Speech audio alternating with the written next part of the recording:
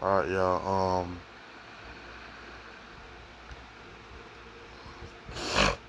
SmackDown comes on at 10 minutes. We gotta put the timer up.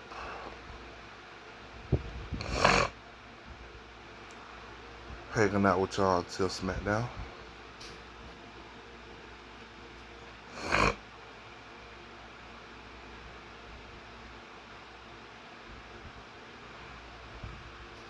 Well, why would they put E-Date though? E-Day.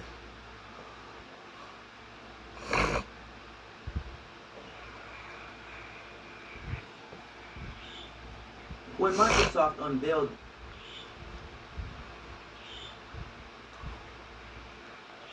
Today we're going to be reacting to how they created PlayStation.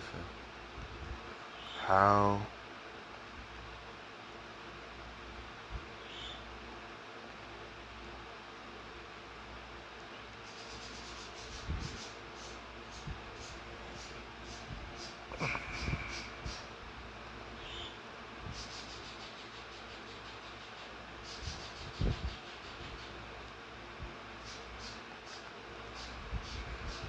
how how they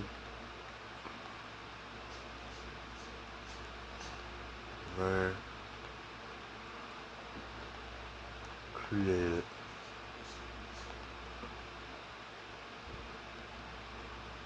yeah.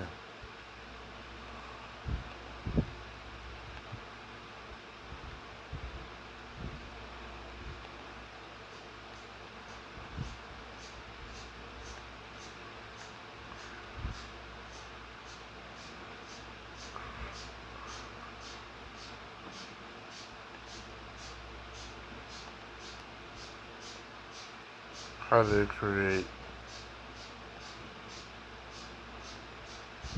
PlayStation.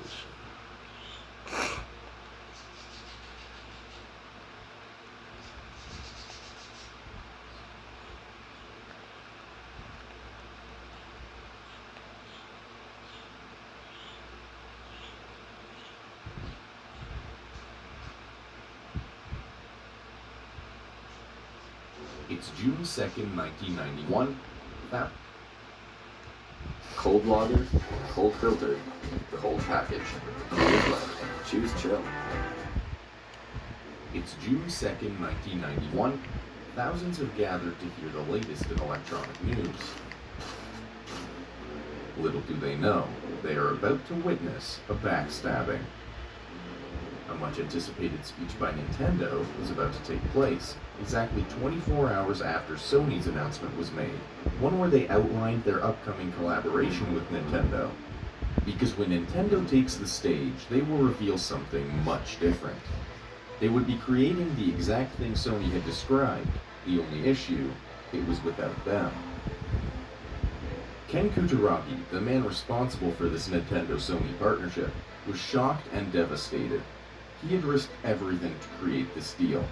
Because of his risk-taking, he's not ready to give up, and he won't.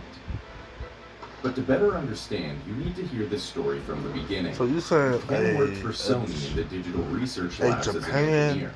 Through his a Japan person have invented PlayStation. work, he earned a reputation as a forward thinker, and that reputation paved the way for his bright future. Well, forward thinking and his daughter. You see, he was fascinated by the growing video game industry, so much so that he bought his daughter a Nintendo Famicom. While watching her play it, he was inspired and became convinced that Sony could create something better. So, he went to the executives of Sony and pitched the idea. But Ken did not get the response he was hoping for. Instead, he was brushed off and told that Sony was not in the business of creating toys for children. I thought that the home electronic appliances that they were producing would be obsolete soon. What they regarded as games might not be just games. It would be entertainment in the next period, I thought then. However, they didn't have imagination, so they didn't know it. They thought games were what were sold at toy shops. They also figured playing video games was just a fad that would pass. but Ken envisioned a world where video games were the future and would be enjoyed by all ages. Thankfully for every person who's ever enjoyed any version of the PlayStation, Ken didn't give up. Word on the street was that Nintendo was working on their next video game console. When Ken heard the news, he did what he had to. He ignored his boss's decision and got Sony into a partnership with Nintendo. Without anyone knowing, he worked in secret. But everything hung in the balance. They did, his career and the project at hand would be in jeopardy. Thankfully, when that day came, Sony president at the time, Norio Oga, stood by Ken's decision to work with Nintendo. He agreed that this would be a good way to get their foot in the door of the video game industry. With the support needed from Norio, the deal continued and went on to be Nintendo's best countermeasure against their rival, the Sega Genesis.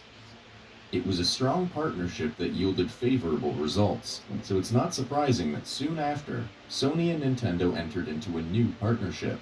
This time, Norio was on board from the beginning. Sony would be developing a CD-ROM add-on for the Super Nintendo Entertainment System. Before now, Nintendo consoles had only been able to accommodate low-quality cartridges, and with Sony's history of CD-based products, the future looked bright and more clear.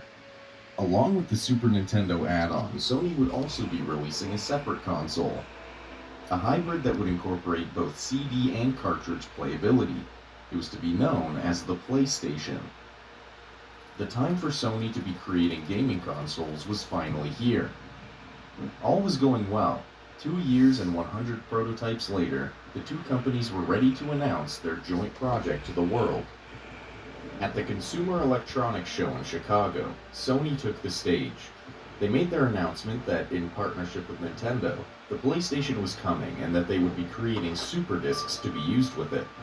The anticipation had been heightened. All seemed to be going smoothly. Unfortunately, that feeling of excitement would not last long, because a mere 24 hours later, Nintendo took the stage. These donuts are giving me heartburn. Huh?